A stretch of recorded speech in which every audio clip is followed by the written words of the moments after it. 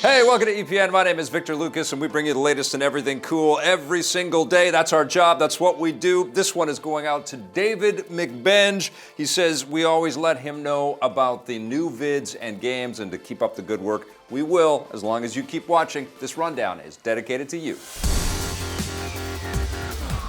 The Dark Souls series is coming to an end, but the developers are returning to another beloved franchise. Dark Souls developer From Software has confirmed that they're working on an all-new Armored Core game. From Software president Hidetaka Miyazaki revealed the news to Kotaku and says that he likes working in the mech genre after spending so much time in the dark fantasy world of Dark Souls. Miyazaki adds that the game is still in the very early stages of development, so don't expect to be playing it anytime soon. The first Armored Core game was released back in 1997, and there have been more than a dozen since then. The new one will be the first in the series developed for the current-gen systems because the last one, Armored Core Verdict Day, was released on the PS3 and 360 right before the launch of the PS4 and Xbox One. We'll have more details as they come stomping in. As for Dark Souls, From Software has repeatedly stated that it's the last game they're planning to make in the series, although they could change their mind at some point in the future. They're not quite done with the franchise yet, however. They're currently working on 2 batches of DLC for Dark Souls 3. The first, titled Ashes of Ariandel, will arrive October 25th, just in time for Halloween, giving players a new area focused on PvP combat. The second batch of DLC has yet to be unveiled, but we do know that it's slated to arrive in early 2017.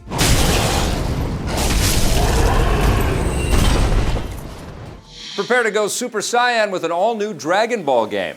Bandai Namco has announced that the 3DS game Dragon Ball Fusions, first released in Japan last month, will land in North America on December 13th. Like most of the Dragon Ball video games, it's an action RPG with a strong emphasis on combat, and the new mechanic this time around is that players will be able to fuse together 2 different characters. This will allow you to combine their powers and make them stronger, and there's the potential for hundreds of unique combinations depending on what characters you use. It's good to see that 3DS owners will have another big game to check out this holiday season. This isn't the only new Dragon Ball game on the way, though. The much bigger Dragon Ball Xenoverse 2 will hit the PS4, Xbox One, and PC on October 25th.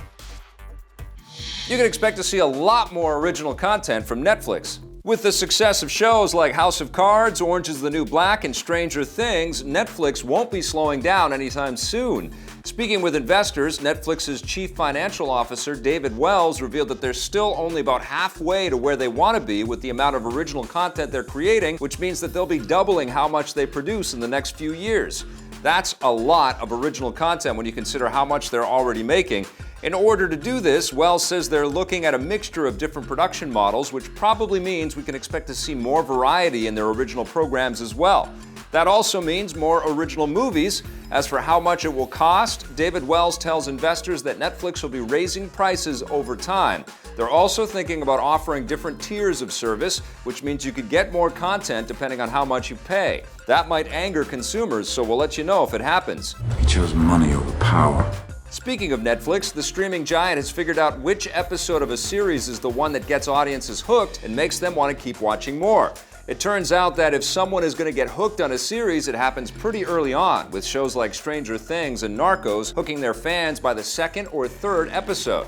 Making a Murderer and Marvel's Jessica Jones took a little longer, hooking their fans by the 4th episode, while Gotham took the longest out of the shows surveyed and didn't hook its fans until the 7th episode. You can find a complete list by clicking the link below this video.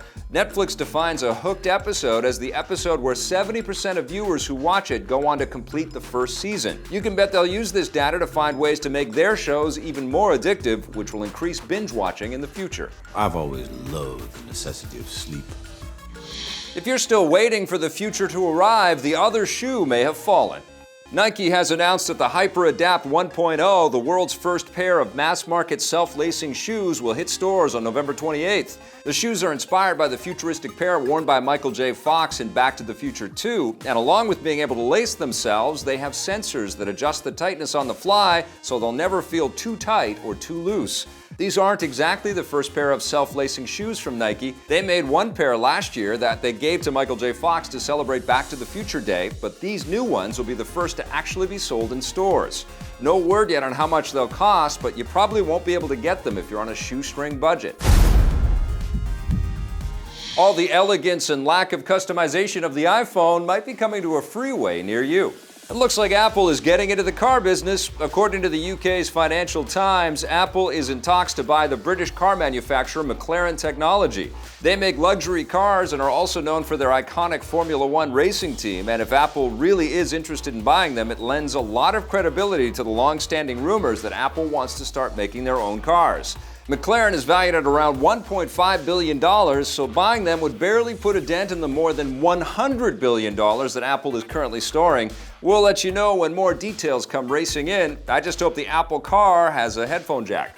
And that wraps us up for the rundown, everybody. Thanks for watching. We'll be back again tomorrow with a brand new one. I'm only getting started.